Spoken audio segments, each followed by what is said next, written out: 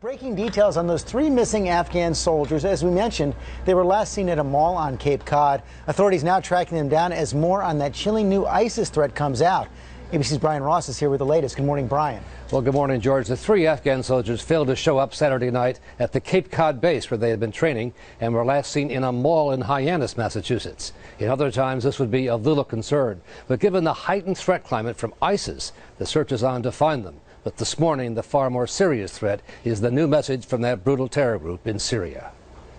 In a flood of propaganda videos and messages overnight and over the weekend, ISIS put on display the training camps, where U.S. authorities say thousands of foreign fighters have been turned into ruthless killers. The great concern is what these jihadists would do if or when they return to their home countries. In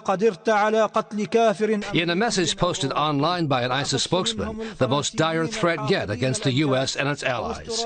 Quote, "If you can kill a disbelieving American or European, especially the spiteful and filthy French, or an Australian or a Canadian, or any other disbeliever, then rely upon Allah and kill him in any manner or way, however it may be." This latest threat comes as ISIS posts new pictures of some of its British recruits, and President Obama heads to the UN to seek an international effort to stop such ISIS fighters from traveling unimpeded to spread their war on terror. But the U.S. ambassador to the United Nations told George on This Week, stopping the threat from ISIS and its fighters won't happen anytime soon. We think, again, the strategy can succeed, and most importantly, that we have the greatest military in the world. They believe that. How long will this take? I think the president has said it will be over several years.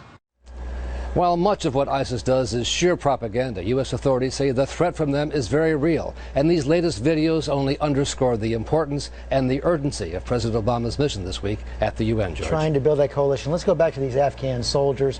You know, we're concerned because of everything going on right now, but authorities believe they're probably just guys looking for a better life? Right. Not really considered a public threat. The joys of Hyannis may have attracted them, but there's still the search is on to find them and find out the real answer to what's going on. Okay, Brian Ross, thanks very much.